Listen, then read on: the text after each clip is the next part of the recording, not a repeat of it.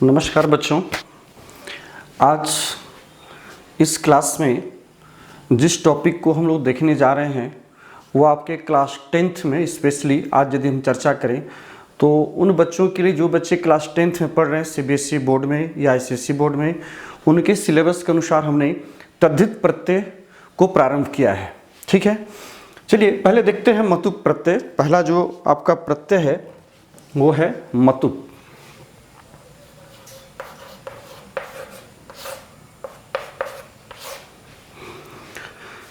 वास्तव में यह जो मतुप प्रत्यय है इसमें मत बचता है, शेष जो बचता है वो मत बचता है।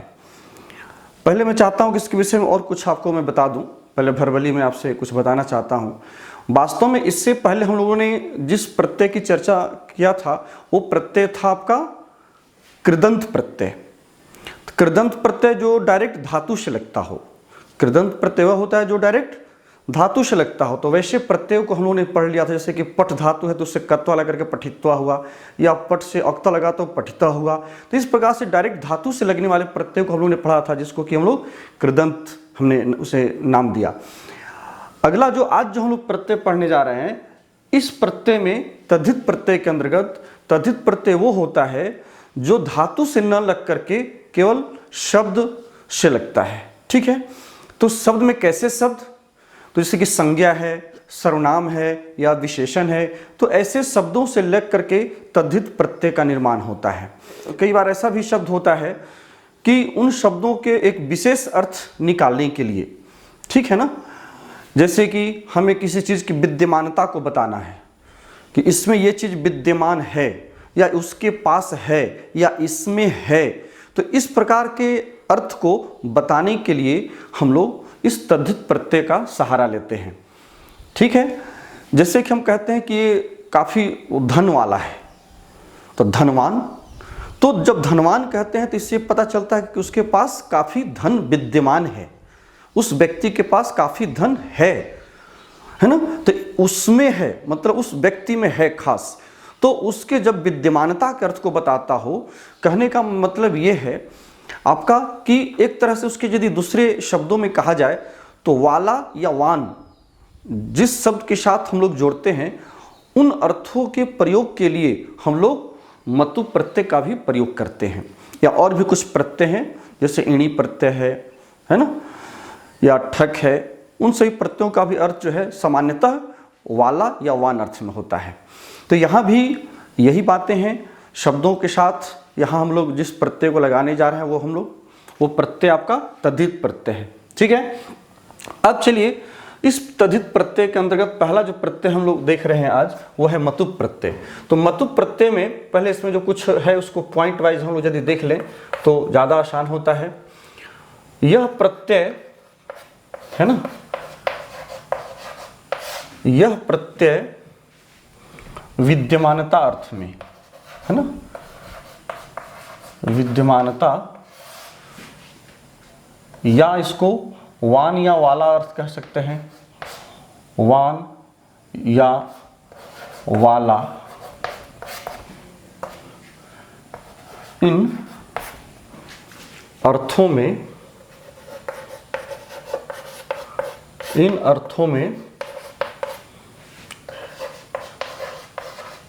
शब्द से लगकर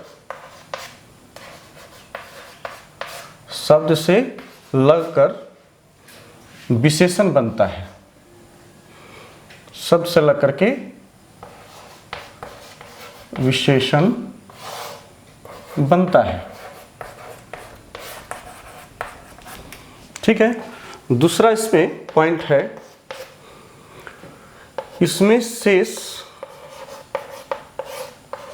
इसमें शेष वत अथवा मत, ठीक है ना, बचता है। ठीक है ना, अब प्रश्न ये उठता है कि वत या मत कहाँ बचता है। ठीक है ना, तो यदि अकारांत या आकारांत या फिर सकारांत यदि शब्द हो, अ आ अथवा सहलंत पदांत वाले, है ना, पदांत वाले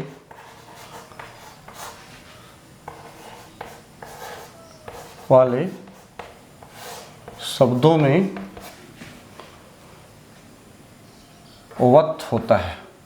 ठीक है, वत् होता है, वत् होता है। और इसमें यदि चौथा पॉइंट देखा जाए, इनसे भिन्न,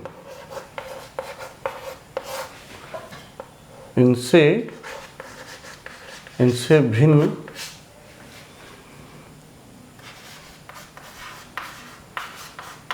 शब्दों में मत होता है, मत प्रत्यय हो जाता है, प्रत्यय होता है। ठीक है, ये आपके कुछ कुछ पॉइंट्स हो गए हैं। ठीक है, इनमें एक चीज़ और ध्यान देने का है कि इससे बनने वाले शब्द तो विशेषण बनते हैं। ठीक है, और विशेषण बनने के बाद कई बार ये पद जो है भाव अर्थ में भी होते हैं। ठीक है, या जो गुणवाची शब्द हैं जैसे रूप है, रस है, गंध है, इन सभी शब्दों के साथ भी लग करके उनके गुणों को, उनके भावों को अभिव्यक्त करते हैं। ठीक है, तो जैसे कि पुल्लिंग में इसका आप रूप देखेंगे, इसके शब्द रूप में यदि देखा जाए, पुल्लिंग में श्रीमान की तरह, श्रीमत, है ना, स्त्रीलिंग में फिर नदी की तरह, और नपुंसक लिंग में जगत की तरह।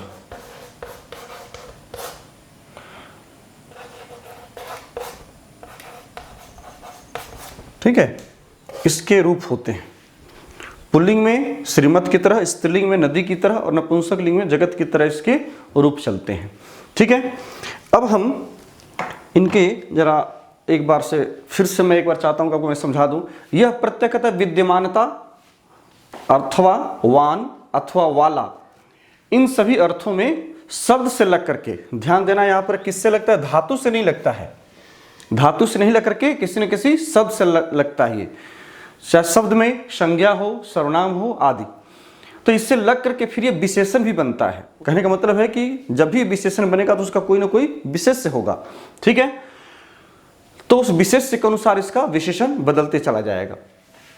इसमें शेष जो है, मतलब मतुप को यदि आप फाइनली आप एक्सेप्ट करेंगे तो इस मतुप में क्या बचता है, प उड़ जाता है और इसका उकार हट जाता है, तो लास्टली जो है इसमें मत बचता है, मतुप में मत ही बचता है। और यही जो मत है वत में भी कहीं कहीं बदल जाता है। ठीक है, इसमें शेष मत बचता है और यही मत जो है वत में भी बदल जाता है। लेकिन ये कब बदलता है, इसके लिए मैंने यहाँ कंडीशन बताया कि किस स्थिति में बदलता है, ये जानना बहुत ज़रूरी है। कई बार बच्चे एग्जामिनेशन में जब हम लोग बोर्ड में कॉपी चेक करते हैं तो देखते हैं कि कहाँ वान होना चाहिए, कहाँ मान होना चाहिए, उसको जो है बच्चे उसको कर नहीं पाते हैं, गलत कर देते हैं। तो इसके लिए सबसे आसान ट्रिक है, इसमें टेक्निक है कि वैसा पद जिसके अंत में अ लगा हो या आ लगा हो या स हलंत हो, ठीक है ना, वैसा पदांत, मतलब पद के अंत वाला यदि कोई ऐसा शब्द है, पदांत है, तो उसमें जो है वो वत हो जाएगा। मत जो है वो, ये जो मत है वो वत में बदल जाएगा। ठीक है, लेकिन ध्यान ये देना है, कहने का मतलब यदि इसका एक उदाहरण देखें तो जैसे कि बलवान। अब देखिए बल शब्द है, बल में ल में क्या है, अ लगा है, यहाँ अ है, तो इसके साथ हम मतुप प्रत्यय यदि लगाते हैं, इसके साथ हम कौन सा प्रत्यय लगाएंगे, मतुप लगाएंगे। तो मतुप में तो वास्तव में क्या बचता है, मत बचता है, लेकिन यहाँ पर होना चाहिए बलमत। आपको एक चीज और बता दें, वही जो मत है वास्तव में ये, अब ये प और उ उड़ करके क्या हो जाता है, बलमत होना चाहिए। लेकिन चूंकि ये बल में ल में अ है, तो इससे लगने वाला जो मतुप है वो वतुप में कन्वर्ट हो जाता है, बदल जाता है। मतुप जो है वो वतुप हो जाएगा, मतलब वह हो जाएगा। तो इससे बनने वाला शब्द क्या होगा, बलवत हो जाएगा। क्या हो जाएगा, बलवत। ये मूल शब्द बना, ये जो शब्द बना वो क्या बना, ओरिजिनल शब्द बना। अब इसका शब्द रूप चलेगा सातों विभक्तियों में, तीनों वचनों में, ठीक है।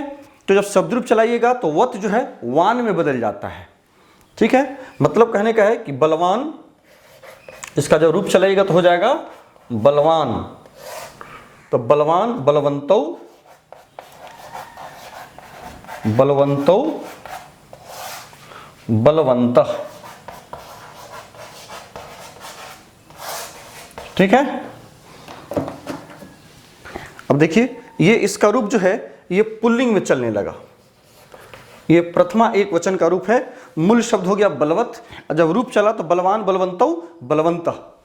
ये पुल्लिंग में जो है कोई भी मतुप प्रत्यांत वाला यदि आप शब्द रूप याद कर लें, चाहे बलवान हो या श्रीमान हो, श्रीमत का शब्द रूप, तो श्रीमान, श्रीमंतो, श्रीमंतः, इस तरह से उसके रूप चलेंगे, आपको सातों विभक्तियों में चलेंगे। अब इसका रूप चलने का कारण क्या है, चूंकि ये विशेषण बन रहा है। अब बलवान, तो बलवान शब्द क्या है, खुद एक विशेषण है। बलवान कौन है, तो बलवान रावण था, रावण काफी बलवान था, है ना। या श्री राम काफी बलवान थे, काफी बलशाली थे। तो कहने का मतलब ये किसी न किसी शब्द का वो विशेषण बना। तो अब डिपेंड करता है कि तो पुल्लिंग में यदि कोई विशेष्य होगा तो उसके लिए विशेषण हम बलवान यूज करेंगे, लेकिन यदि कोई स्त्रीलिंग होगा तो स्त्रीलिंग के लिए फिर हम बलवती, यही नदी की तरह हो जाएगा, तो स्त्रीलिंग में हो जाएगा बलवती, ठीक है ना। ये हो गया आपको स्त्रीलिंग में, ठीक है। बलवती, बलवत्यो, नदी की तरह, बलवत्यो, बलवत्यः, बलवत्यः। मैंने आपको पिछली वीडियो मैंने बताया था कि किस तरह से हम लोग रूप को चलाते हैं। उसमें जैसे नदी का शब्द रूप मैंने बताया था कि नदी के अनुसार कैसे नदी, नद्यो, नद्या होता है, उस प्रकार से स्त्रीलिंग में देखिए, स्त्रीलिंग में नदी की तरह, नपुंसकलिंग में जगत की तरह, और पुल्लिंग में श्रीमत की तरह। तो चूंकि ये मुख्य जो मेरा बताने का उद्देश्य था वो ये था कि अकारांत था, और अकारांत के चलते मतुप जो है वो वतुप में बदल गया। वतुप मतलब वही है, जो मतुप है वही वतुप है, ठीक है ना। ये जो मतुप आप देख रहे हैं वास्तव में यही मतुप जो है वो किस में चेंज हो गया, वतुप में चेंज हो गया। मतलब इसमें भी प उड़ गया, इसमें भी उड़ जाता है, तो मतुप बदल गया आपको वत, मत जो है वत में बदल गया, ठीक है। तो इसलिए जो है चूंकि ये ल जो है अकारांत है, इसी प्रकार से कोई आकारांत शब्द भी हो सकता है, इसी प्रकार से कोई सकारांत शब्द भी हो सकता है। सकारांत जैसे कहें तो मनस, है ना, तो मनस है, या यशस है, तो यशस्वान, यशस्वी जो हम लोग कहते हैं, है ना। तो कहने का मतलब है कि जहां पर चूंकि यशस शब्द में देखिए वहां भी श लगता है। ये देखिए यदि आप यशस लिखिए तो यशस में देखिए श हलंत लगा है, तो जब भी इसके साथ मतुप प्रत्यय आप लगाएंगे तो यशस्वान बन जाएगा, यशस्मान नहीं बनेगा। यहां जो बनेगा वो यशस्वान बनेगा, यशस्मान नहीं बनेगा, ठीक है। अब हम इसे हटाते हैं ताकि और इससे हम लोग थोड़ा सा और कुछ उदाहरण को देख सकें। चलिए इसे अब इस प्रकार से और भी आप उदाहरण देख सकते हैं। मान लो दूसरा उदाहरण लीजिए, जैसे श्री से ही लेते हैं, ठीक है ना। देखिए श्रीमत से जो बनता है, श्री से यदि मतुप लगाते हैं तो यहाँ क्या बन गया, मूल शब्द बना श्रीमत, ठीक है।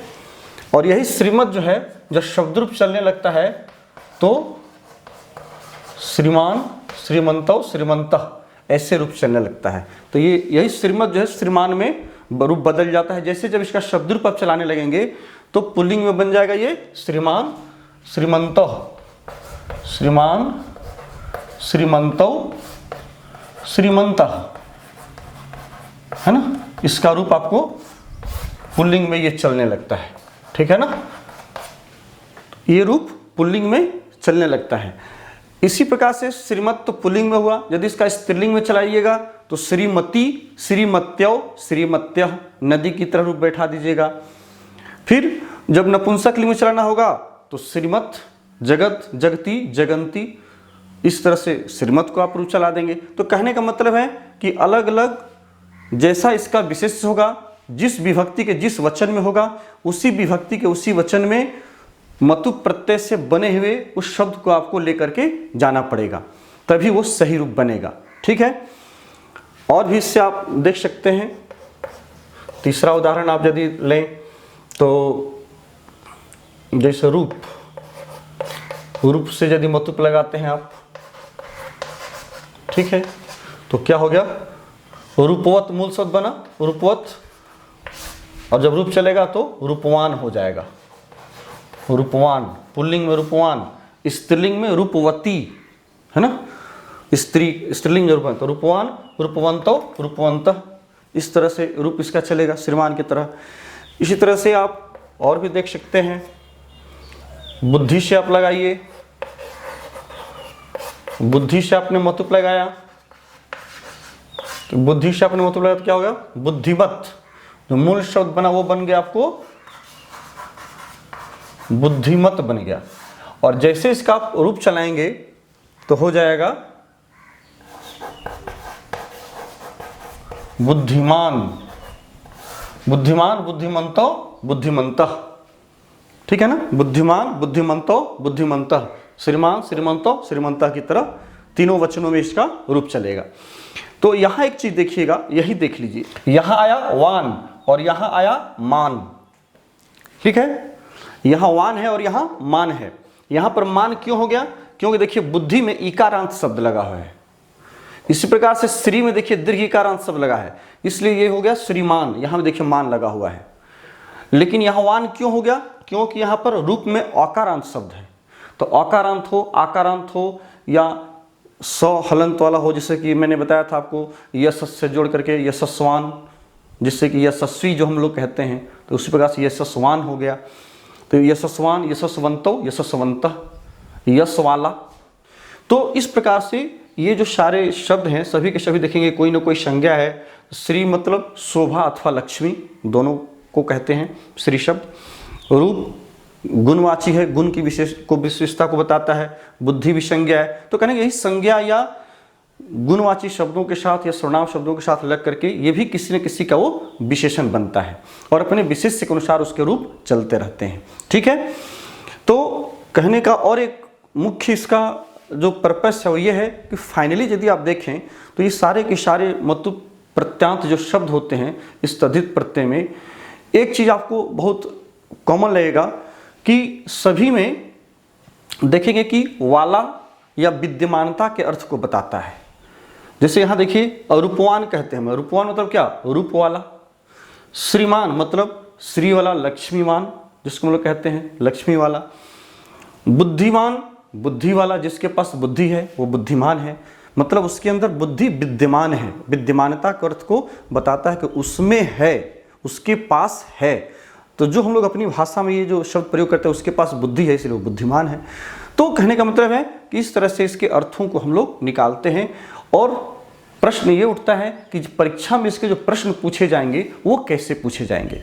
एक उदाहरण उसके लिए मैं आपको दे रहा हूँ, जरा इसे देखिए। एग्जाम्पल आपको एग्जामिनेशन के दृष्टिकोण से कैसे पूछा जाएगा। जैसे सपोज करिए कि ते छात्राः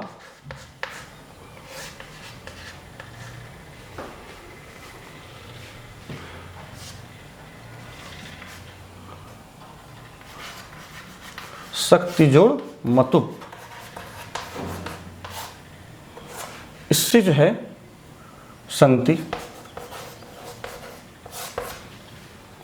ये एक उदाहरण हमने दिया है, बोर्ड एग्जाम में इसी तरह से प्रश्न पूछे जाते हैं। ते छात्रा शक्ति जोड़ मतुप संति, ये उदाहरण दिया गया।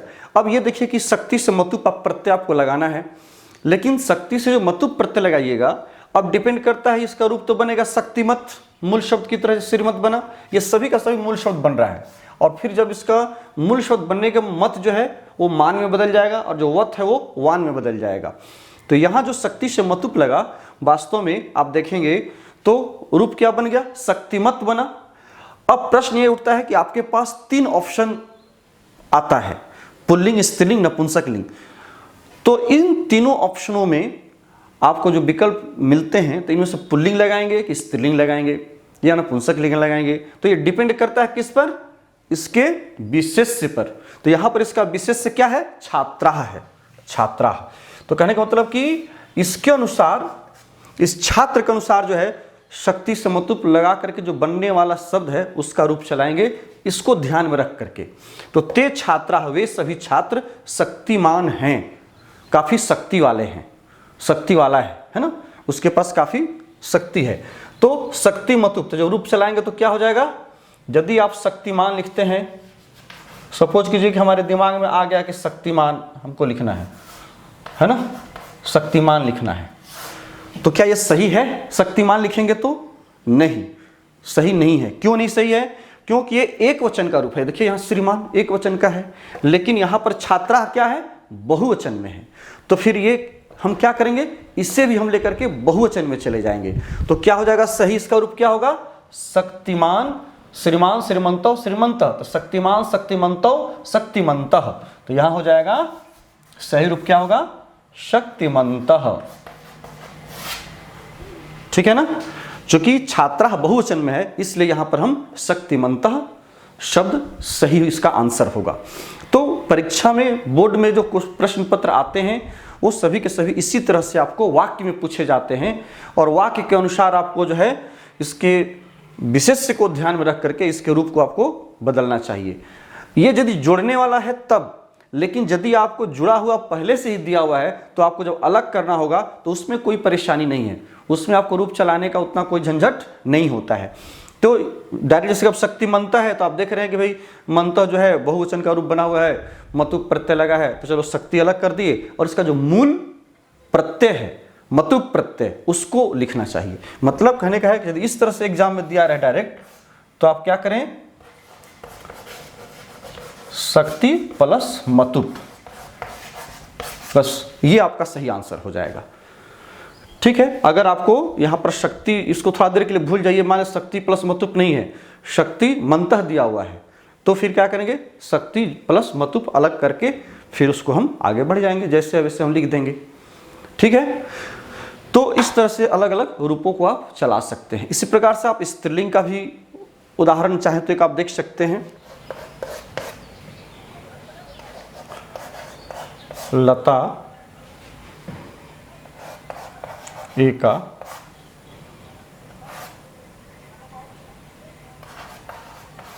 रूप जोड़ मतुप स्त्री अस्ति, स्त्री अस्ति। ये देखिए स्त्रीलिंग का एक उदाहरण हमने दिया, लता एका रूप जोड़ मतुप स्त्री अस्ति। तो लता चूंकि स्त्रीलिंग है तो यहां पर क्या हो जाएगा, रूप से मतुप लगाएंगे तो रूप मति नहीं होगा, चूंकि ये ध्यान रखना है कि प अकारांत है। अ या आ या स हलंत से भिन्न कोई भी अगर पद होगा तब मतुप मान में बदलेगा अथवा मति में बदलेगा, लेकिन यहां पर प अकारांत है तो हो जाएगा रूपमत, रूपवत होगा। तो रूप से मतुप लगाएंगे तो रूपवत हो जाएगा। ठीक है, इसका मूल रूप क्या हो जाएगा, रूपवत। ठीक है, अब इसका जो रूप चलाएंगे अब डिपेंड करेगा कि इसका जो कर्ता है वो कैसा है, इसका जो विशेष है वो कैसा है। तो लता स्त्रीलिंग शब्द है, तो लता जब स्त्रीलिंग शब्द है तो इसे भी हमें कहाँ ले जाना होगा, स्त्रीलिंग में ले जाना होगा। और ये चूंकि प्रथमा के एक वचन में है तो इसे भी प्रथमा के एक वचन में ले जाना होगा। तो लता एका रूपवती, क्या दे देंगे, रूपवती स्त्री अस्ति। लता जो है एक रूपवती स्त्री है, नारी है, मतलब रूप वाली, रूप वाला। तो वाला या वाली इसी अर्थ में जो है ये मतुप प्रत्यय होता है। तो ये आप जान गए होंगे कि वत कहाँ देंगे या वान कहाँ देंगे या वती कहाँ देंगे या मति। यदि यहाँ पर श्री से मतुप रहता तो क्या करते, श्रीमती। इसीलिए देखिएगा जहाँ भी हम लोग किसी भी स्त्री जाति के पहले लगाते हैं तो श्रीमती लगाते हैं, श्रीमान नहीं लगाते हैं, क्योंकि श्रीमान पुल्लिंग शब्द है और उसी का मतुप प्रत्यय से ही बन करके श्री से मतुप लग के श्रीमत मूल शब्द बना, और पुल्लिंग में श्रीमान बनता है और स्त्रीलिंग में श्रीमती, श्रीमती प्रभा देवी। सपोज करिए कि इस तरह से हम लोग नाम लिखते हैं तो श्रीमती इसीलिए लिखते हैं क्योंकि वो आगे जो आने वाला जो विशेष्य है वो स्त्रीलिंग है, इसलिए आप पहले श्रीमती लिखते हैं, या आगे आने वाला यदि कोई पुल्लिंग है तो श्रीमान लिखते हैं। ठीक है, तो इसमें जो है हमने फिलहाल जो कुछ बताया इससे आप गौर से देखिए, और जितने सारे उदाहरण हमने दिए हैं इन उदाहरणों को आप एक बार देखें, समझें, और फिर जब हम इसका जब अलग से बोर्ड के प्रश्न पत्रों का मैं एक अलग से सीरीज में बनाने जा रहा हूं, जो आपको नेक्स्ट वीडियो में मिलेंगे, परीक्षा की तैयारी के लिए काफ़ी उपयोगी होगा, उससे आप जरूर देखेंगे।